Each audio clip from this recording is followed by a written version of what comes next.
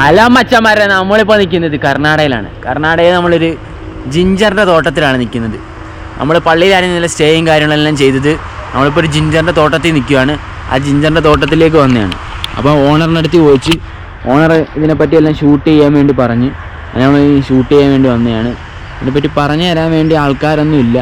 പിന്നെ ഇവിടെ തോട്ടക്കാരുണ്ട്, നമുക്ക് അവരുടെ അടുത്ത് ചോദിച്ച് നോക്കാം. പിന്നെ അദ്ദേഹം പറഞ്ഞതെന്ന് പറഞ്ഞാൽ ഗവൺമെൻറ്റിൻ്റെ സപ്പോർട്ട് ഇല്ലെന്നാണ് പുള്ളി പറഞ്ഞത്. കർണാടകയിലെ ഗവൺമെൻറ് ഒരു കാരണവശാലും സപ്പോർട്ട് ചെയ്യുന്നില്ലെന്ന് പറഞ്ഞത്. ഏകദേശം കേരളത്തിൻ്റെ അതേപടി തന്നെയാണ് ഇവിടെയും. പിന്നെ സപ്പോർട്ട് ചെയ്യും സാധാരണയായിട്ടുള്ള കർഷകരെ. ഇദ്ദേഹം വർഷങ്ങളായിട്ട് കർഷകൻ ചെയ്യുന്നതുകൊണ്ട് പിന്നെ ഇച്ചിരി പൈസയും കാര്യങ്ങളൊക്കെ ഉള്ളതുകൊണ്ട് സപ്പോർട്ടിങ് കുറവാണ്. പിന്നെ അത്യാവശ്യം നല്ല ലാഭം കിട്ടുന്നുണ്ട്. ഏറ്റവും കൂടുതൽ കെമിക്കലും ജൈവവളവും യൂസ് ചെയ്താണ് ഇവർ കൃഷി ചെയ്യുന്നത്. അതിൻ്റെതായിട്ടുള്ള കൃഷിയുടെ മെച്ചവും കാര്യങ്ങളും എല്ലാം ഉണ്ട്. ഇത് രണ്ടുകൂടെ യൂസ് ചെയ്താലേ ഇത് മുന്നോട്ട് പോകാൻ പറ്റത്തുള്ളൂ എന്നാണ് അദ്ദേഹം പറഞ്ഞത്. അപ്പോൾ നമുക്കിതിനെപ്പറ്റി ഒരു വിശദ വിവരം ഇവിടെ കുറച്ച് പേരുണ്ട്, അവർക്ക് ചോദിച്ച് മനസ്സിലാക്കാം. അദ്ദേഹത്തിന് കോഫി തോട്ടങ്ങളൊക്കെ ഉണ്ട്.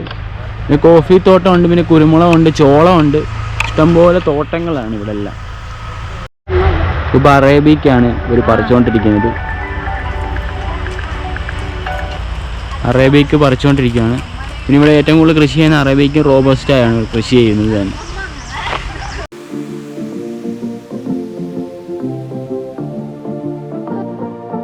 ജോലിക്കാരും ഇല്ല.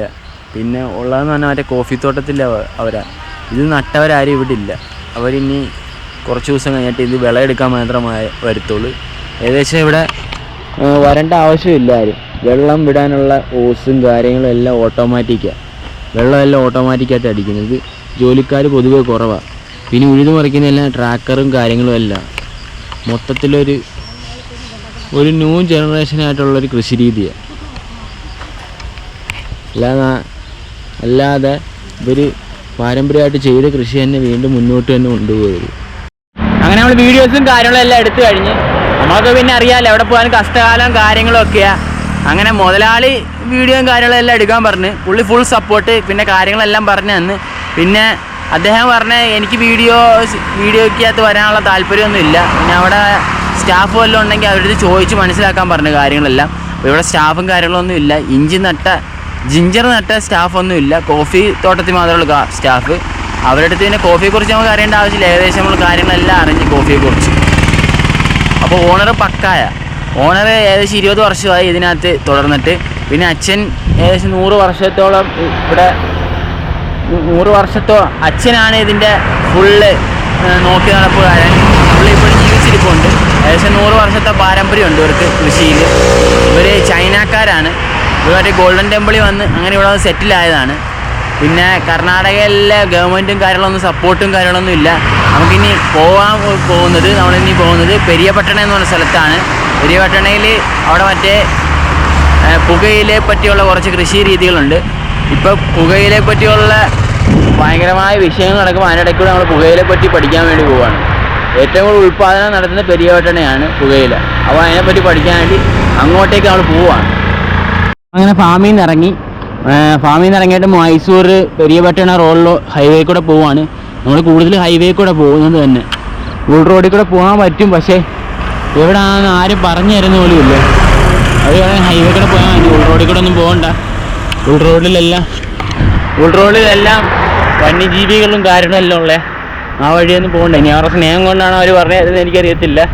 പക്ഷെ നമുക്ക് ഉൾ റോഡിൽ കൂടെ പോകാനാണ് താല്പര്യം. അപ്പോൾ എന്തായാലും നമ്മൾ പെരിയപട്ടണയിലോട്ട് പോവുകയാണ്.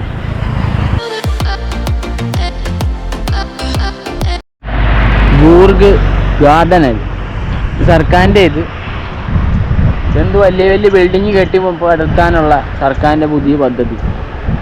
അതിനകത്തുള്ള വരുമാനം ഉണ്ടാക്കുക. ഇതാണ്. ഇവിടെയുള്ള കൃഷിക്കാരെല്ലാം കഷ്ടത്തിലാണ്. ഇന്ത്യയിലെ മൊത്തത്തിലുള്ള കൃഷിക്കാർ മൊത്തം നഷ്ടത്തിലാണ്. സർക്കാരിൻ്റെ ഒരു സപ്പോർട്ടും ഇല്ല, ഒന്നുമില്ല. ഇപ്പോൾ തന്നെ പറഞ്ഞായിട്ട് തന്നെ ഞെട്ടിപ്പോവുക. അദ്ദേഹം പറഞ്ഞ വർഷങ്ങളായിട്ട് കൃഷി ചെയ്തേ അദ്ദേഹത്തിന് ഒരു സപ്പോർട്ട് പോലും ഇല്ലെന്ന്. ഇവിടെയുള്ള ചെറിയ കർഷകർക്കുണ്ട്, പക്ഷെ അത് ലോണിൻ്റെ പുറത്താണ് കൊടുക്കുന്നതെന്ന് പറഞ്ഞു. വീണ്ടും അവർ ദുരിതത്തിലാവില്ലേ, അവർ സൂയിസൈഡ് ചെയ്ത് മരിക്കുമല്ലോ. ഇതിന് മുമ്പുള്ള വീഡിയോ കണ്ടാൽ നിങ്ങൾക്ക് മനസ്സിലാവും. കറക്റ്റ് അതിനകത്ത് പറയുന്നുണ്ട് അവിടുത്തെ ഒരു കർഷകൻ. ഏകദേശം ഇങ്ങനെയൊക്കെയാണ് സംഭവങ്ങൾ. എന്തായാലും നമ്മൾ പെരിയപട്ടണ പോവാം. അവിടെ എന്തെങ്കിലും നടപ്പുണ്ടെന്ന് നമുക്ക് കാണാം. നമ്മൾ ചോളം കൃഷി ചെയ്യുന്നിടത്ത് വന്ന് ഇവിടെ ആദ്യം ചോളം കൃഷി ചെയ്ത് കഴിഞ്ഞ് ചോളത്തിൻ്റെ വിളവെടുപ്പെല്ലാം കഴിഞ്ഞ് ചോളം അവിടെ മാറ്റിയിട്ടേക്കുണ്ട്. ഇപ്പോൾ ബീൻസിൻ്റെ കൃഷിയാണ്. ബീൻസിനകത്ത് മരുന്നടിച്ചുകൊണ്ടിരിക്കുകയാണ്. ഇവർ 2 വളം യൂസ് ചെയ്യുന്നുണ്ട്, മരുന്നും പിന്നെ ജൈവവളവും യൂസ് ചെയ്യുന്നുണ്ട്. അപ്പോൾ ഇതിനെപ്പറ്റിയൊരു വിശദ വിവരങ്ങൾ ചോദിക്കും. ಏನು ರೇಟ್ ಇರ್ತದೆ ಅಂತ ಹೇಳ್ಬೇಕಂತ. ರೈಟು ಬೀನಿಸು ತರಾವರಿ ಇರ್ತದೆ. ಒಂದು ಈ ಟೈಮಲ್ಲೆಲ್ಲ KG 40-50 ರೂಪಾಯಿ ಹೆಚ್ಚುತ್ತೆ. ಹಾಕ್ಬೇಕಾದ್ರೆ ಈಗ ಯಾವ ತಿಂಗಳ ಅಕ್ಟೋಬರ್ സോളം ഇതിങ്ങനെ ഇട്ടേക്കുന്നത് തന്നെ ഇവർക്ക് വില കിട്ടാത്തതുകൊണ്ടാണ്. വില കിട്ടിയതിന് ശേഷം ഇത് വിൽക്കത്തുള്ളൂ. ഇപ്പോൾ വില കുറഞ്ഞ് എല്ലായിടത്തും ഇപ്പോൾ ഈ വന്ന വഴിയിലെല്ലാം സോളം ഇങ്ങനെ എല്ലാവരും ഇങ്ങനെ ഇട്ടേക്കുക. വില കുറവായെന്ന് തോന്നുന്നതുകൊണ്ടാണ് ഇവർ വില ഇങ്ങനെ ഇട്ടേക്കുന്നത്. വില നല്ല വില കിട്ടുമ്പോൾ ഇവർ കൊടുക്കും. ഇപ്പോൾ സമയം ജൂണിലാണ് അതിൻ്റെ നടുന്നത്. വിളവെടുപ്പ് സമയം കഴിഞ്ഞ് ഇതിപ്പോൾ ഇങ്ങനെ കൂട്ടിയിട്ടേക്കുക.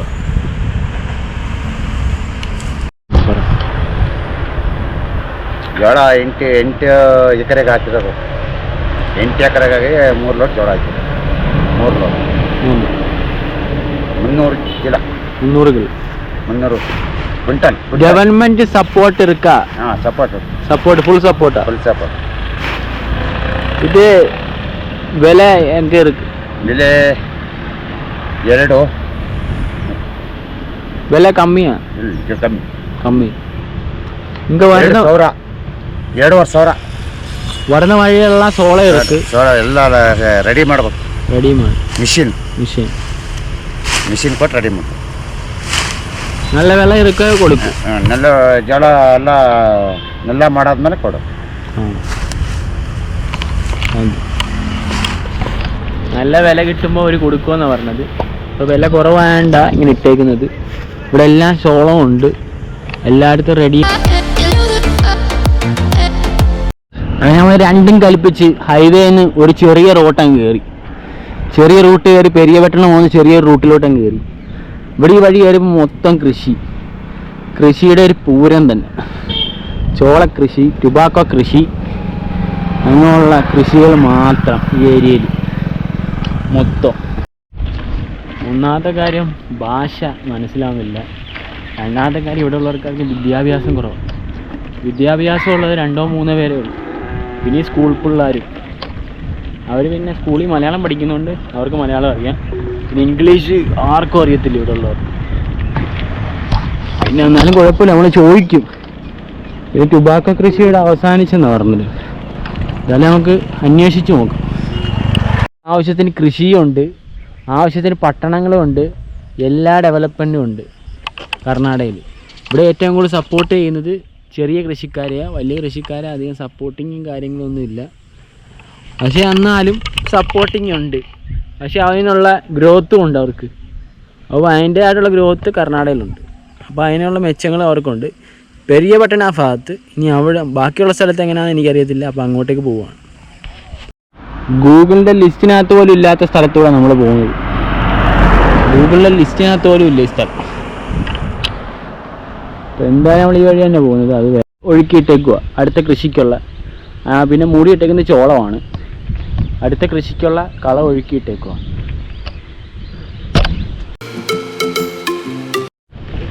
നമ്മൾ ഗ്രാമത്തിൽ കൂടെ പോയിക്കൊണ്ടിരിക്കുന്നത്. ഗ്രാമത്തിൻ്റെ അകത്തൂടെ ഇങ്ങനെ പോവുകയാണ്. ഇവിടെ കുറേ ക്ഷേത്രങ്ങളും പിന്നെ കൃഷി സ്ഥലങ്ങളും മാത്രമേ ഉള്ളൂ.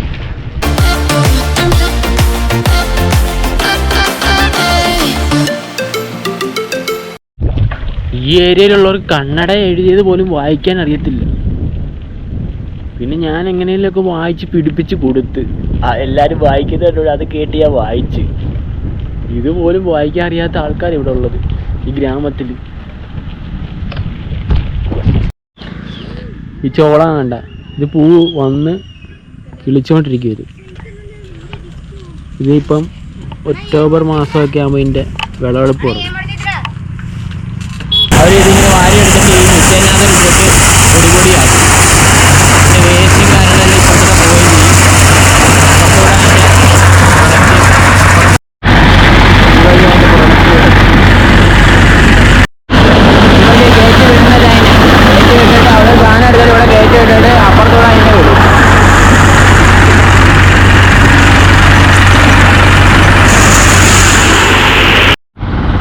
അതിമനോഹരമായ ഒരു കായൽ. പിന്നെ നമ്മുടെ ചന്ദ്രനണ്ണൻ ഇപ്പോൾ ഉദിച്ചിട്ടുണ്ട്. ചന്ദ്രനണ്ണനെ വൈഡായിട്ട് നമുക്ക് കാണാൻ പറ്റത്തുള്ളൂ. വന്നിട്ടാച്ചാൽ നമ്മുടെ ചന്ദ്രനണ്ണൻ, സൂര്യനണ്ണൻ പോയതാ എത്ര മണിയായി? ഇവിടെയൊക്കെ 6 മണിക്ക് മുമ്പേ സൂര്യനണ്ണൻ പോകും. പിന്നെ ചന്ദ്രനണ്ണനെ പെട്ടെന്ന് ഇനി വരികയും ചെയ്യും. വലിയ പെട്ടെന്ന് ടൗണിലോട്ട് നമ്മൾ പോവുകയാണ്.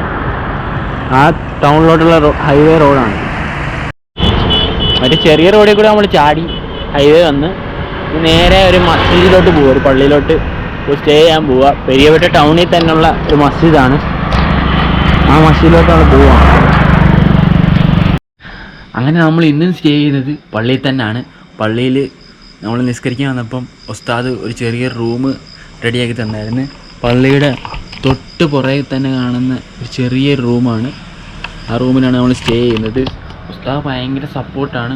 ഉസ്താദ് ഫുഡും കാര്യങ്ങളും എല്ലാം മേടിച്ച് തന്നുകയും പിന്നെ നമുക്ക് തൊണ്ടയ്ക്കൊരു വിഷയം ഉണ്ടായിരുന്നു. തൊണ്ടയ്ക്കൊരു വിഷയം എന്ന് പറഞ്ഞാൽ ചെറുതായിട്ട് ഇങ്ങനെ കിച്ച് പോലെ ഇങ്ങനെ വരുന്നു. പിന്നെ ഇടയ്ക്കൂടെ ഇങ്ങനെ വേദന. അങ്ങനെ വന്നപ്പോൾ ഉസ്താദ് ചൂടുവെള്ളം തിളപ്പിച്ചുകൊണ്ട് വന്ന് അങ്ങനെ ഭയങ്കര സപ്പോർട്ട് ഉസ്താദ്. അപ്പോൾ ഒന്നും പറയണ്ട, സപ്പോർട്ടുകൾ പല രീതിയിൽ വരുന്നുണ്ട്. സപ്പോർട്ടുകൾ ഇല്ലെന്നല്ല പറയുന്നത്. പിന്നെ എല്ലാവരും വിചാരിക്കും ഇവൻ സപ്പോർട്ട് ചെയ്യുമെന്ന് പറയുന്നത്. അത് ഞാൻ ചാനൽ സപ്പോർട്ട് ചെയ്യാനല്ല പറയുന്നത്, നമ്മൾ പോകുന്ന പ്രവൃത്തിയുടെ കാര്യങ്ങൾ സപ്പോർട്ട് ചെയ്യാനാണ് പറയുന്നത്. അത് നിങ്ങളെല്ലാവരും ശ്രദ്ധിച്ച് കേൾക്കുക. അതാണ് സപ്പോർട്ട് ചെയ്യേണ്ടത്. അല്ലാതെ എൻ്റെ ചാനൽ സപ്പോർട്ട് ചെയ്യാനല്ല പറയുന്നത്. നമ്മൾ പോകുന്ന കാര്യങ്ങൾ മറ്റുള്ളവർക്ക് എത്തിക്കുക, അതിനു വേണ്ടിയാണ്. മറ്റുള്ളവർക്ക് എത്തിക്കാൻ അത് ബോധ്യപ്പെടുത്തുക. എന്തിനാണ് പോകുന്നത്, എന്തിനു വേണ്ടിയാണ് പോകുന്നത്, അതിപ്പോൾ വരുന്ന പണിയല്ല, നീ വരാൻ പോകുന്ന പണിക്കുള്ള മുന്നറിയിപ്പിന് വേണ്ടി പോവുക. വരാൻ പോകുന്ന പണി എന്ന് പറഞ്ഞാൽ അറ്റ പണിയായിരിക്കും വരുന്നത്. അത് നിങ്ങൾക്ക് ആർക്കും പറഞ്ഞാൽ മനസ്സിലാകത്തില്ല. അതിപ്പോൾ പറഞ്ഞാൽ മനസ്സിലാകത്തില്ല. ഒരു കൊറോണയുടെ എഫക്റ്റ് ആയിരിക്കും, അതിൻ്റെ 10 മടങ്ങ് എഫക്റ്റ് ആയിരിക്കും ഇനി വരാൻ പോകുന്ന സാധനം. അത് ഫുഡില്ലാതെ വരുന്നൊരു അവസ്ഥ. പിന്നെ കുറേ പേര് ചോദിച്ച് ഈ പൈസ ഉണ്ടാക്കാനാണ് പോകുന്നത്. ഞാനൊരു കാര്യം ചെയ്യട്ടെ, ഈ പൈസയും ഫുഡും തീർന്നു പോയാൽ എന്ത് ചെയ്യും? പൈസയും ഫുഡും തീർന്നു പോയി ഒരു സുപ്രഭാതത്തിൽ എങ്ങുമില്ല, എന്തു ചെയ്യും? എല്ലാവരും പൈസക്ക് വേണ്ടിയല്ലേ ജീവിക്കുന്നത്. എന്ത് ചെയ്യും? പൈസ കൊടുത്തല്ലേ ഫുഡ് മേടിക്കാൻ പറ്റത്തുള്ളൂ. പൈസ മാത്രം ഉണ്ടെങ്കിൽ എന്ത് ചെയ്യും? അങ്ങനെയുള്ള കാര്യങ്ങളെല്ലാം ചിന്തിച്ച് നോക്കുക. അപ്പോൾ ഇതൊക്കെയാണ് എനിക്ക് പറയാനുള്ളത്. മാക്സിമം ചാനൽ സപ്പോർട്ട് ചെയ്യാനല്ല പറയുന്നത്, മാക്സിമം എല്ലാവരും സപ്പോർട്ട് ചെയ്യുക. പിന്നെ അതിൻ്റെ ഇടയിൽ കൂടെ സബ്സ്ക്രൈബും ചെയ്യുക. സബ്സ്ക്രൈബ് ചെയ്യുക. ഞാൻ ഇടുന്ന വീഡിയോസ് മറ്റുള്ളവർക്ക് ഷെയർ ചെയ്ത് കൊടുക്കാൻ വേണ്ടിയാണ് സബ്സ്ക്രൈബ് ചെയ്യാൻ പറയുന്നത്. അപ്പോൾ മാക്സിമം സപ്പോർട്ട് ചെയ്യുക. നമ്മൾ സ്റ്റേ ചെയ്യുന്നത് ചെറിയ ഒരു നിസ്കാര റൂമാണ്. ലേഡീസ് നിസ്കരിക്കുന്ന ചെറിയ റൂമാണ്. ആദ്യം ഇത് ഓഫീസായിരുന്നു, പിന്നെ ഇത് ചെറിയ നിസ്കാര റൂമാക്കി ലേഡീസിന് കൊടുത്തെന്നാണ് ഉസ്താദ് പറയുന്നത്. നമ്മുടെ ലഗേജും കാര്യങ്ങളെല്ലാം ഇവിടെ ഇരിപ്പുണ്ട്. വേറെ കുഴപ്പങ്ങളും കാര്യങ്ങളും ഒന്നുമില്ല.